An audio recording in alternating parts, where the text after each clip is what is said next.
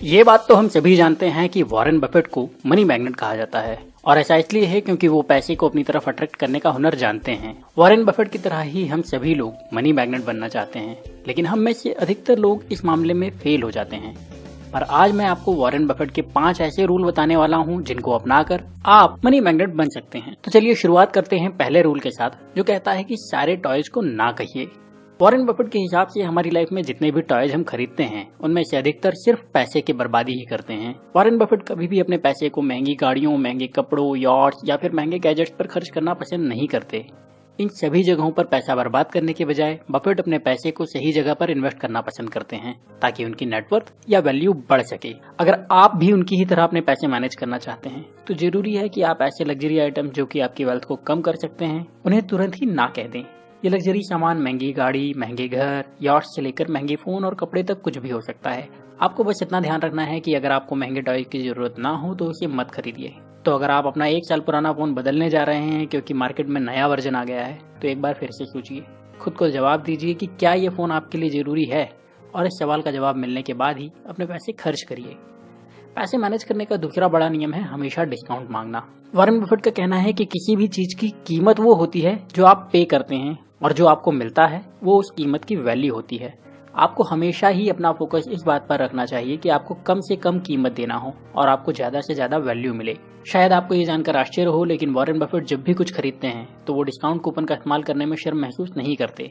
उनका सोचना है जब आप $1 बचाते हैं तो $1 कमाते भी हैं। और सिर्फ बफेट ही नहीं, कई दूसरे पैसे वाले लोग भी इसी तरह से अपने पैसे मैनेज करते हैं।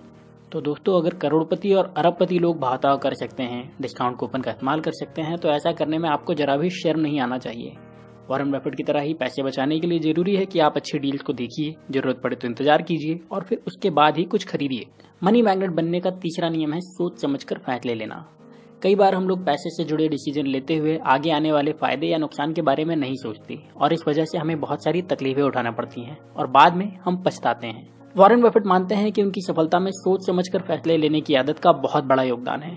वो कहते हैं अगर आप सफल होना चाहते हैं तो सही फैसले लेना बहुत जरूरी है, पर उससे भी ज्यादा जरूरी है कोई गलत फैसला ना लेना।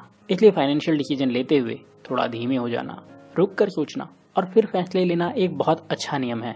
तो अगर आप भी मनी मैग्नेट बनना चाहते हैं, आप भी वॉरेन बफेट की तरह पैसे वाला बनना चाहते हैं, तो जरूरी है कि आप भी थोड़ा रुक कर फैसले लेने की आदत डाल लीजिए। अगर आपको लगता है कि आप जो भी डिसीजन ले रहे हैं वो इमोशन के कारण ले रहे हैं, तो बहुत जरूरी है कि आप उस वक्त कोई एक्शन ना लें और बाद में सोच समझकर फैसला लें। वॉरेन बफेट की किताब में पैसे मैनेज करने का चौथा नियम कहता है पैसे बचाना सीखो और कर्ज को ना करना सीखो। वॉरेन बफेट से किसी ने एक सवाल पूछा था कि पैसे से जुड़ी क्या गलती है जो हम सभी लोग करते हैं, और बफेट ने इसका बहुत ही खूबसूरत जवाब दिया।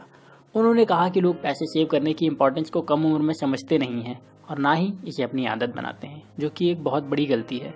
पर वो सभी लोग अमीर जरूर होना चाहते हैं। इसके साथ ही बफेट ने जवाब देते हुए ये भी कहा था कि लोग अपनी जिंदगी को कर्ज या उधार के पैसे लेकर जीना पसंद करते हैं, जैसे कि क्रेडिट कार्ड, बिना मतलब की EMI, हॉलिडे और इसी तरह के दूसरे एक्सपेंसेस। उनका एक सीधा सा नियम है कि कभी भी उधार मत लो, पहले पैसे बचाओ और उसके बाद बचे हुए पैसे में से खर्च करो। आपको भी इस नियम को फॉलो करना चाहिए। आपको समझना चाहिए कि हर पैसा जो आप बचाते हैं उसे आप सही जगह पर इन्वेस्ट करके उससे बहुत सारा पैसा कमा सकते हैं। अगर आप वॉरेन बफेट की तरह पैसा बचाना और कमाना चाहते हैं तो ये भी जरूरी है कि आप जरूरी चीजों पर भी ज्यादा खर्च ना करें, और उनका 5वां नियम यही कहता है। शायद आपको ये बात पहले से ही पता हो कि वॉरेन बफेट आज भी उसी मकान में रहते हैं जो उन्होंने आज से लगभग 60 साल पहले खरीदा था।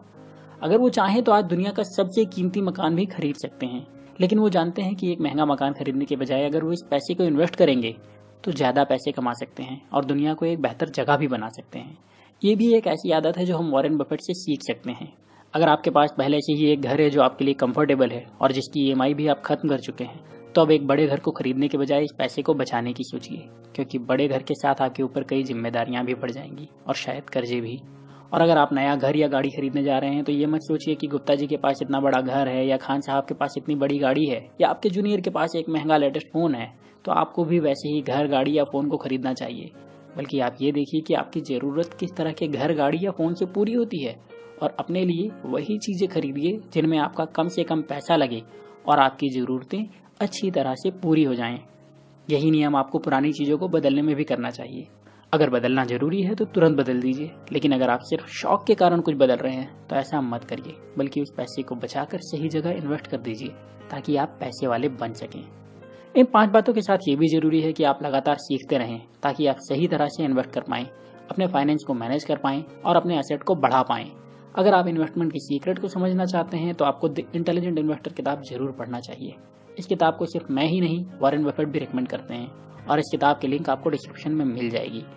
मैं ये भी समझता हूँ कि कई बार लोगों के पास किताब पढ़ना और उसे समझने जितना वक्त नहीं होता। अगर आपकी भी यही प्रॉब्लम है तो आपको घबराने की जरूरत नहीं है, बस आप इस चैनल को सब्सक्राइब कर लीजिए, क्योंकि यहाँ मैं आपके साथ ऐसे ही काम की वीडियो शेयर करता रहूंगा जो कि आपकी नॉलेज को बढ़ाते रहेंगे और आपकी एसेट को बढ़ाने में आपकी मदद करते रहेंगे। तो आप चैनल को सब्सक्राइब करिए, बेल का बटन दबाकर नोटिफिकेशन ऑन कर लीजिए, मेरे बाकी की वीडियो देखिए और मुझे विदा दीजिए। मैं आपसे मिलूंगा अगले वीडियो में। तब तक अपना प्यार और वक्त देने के लिए धन्यवाद।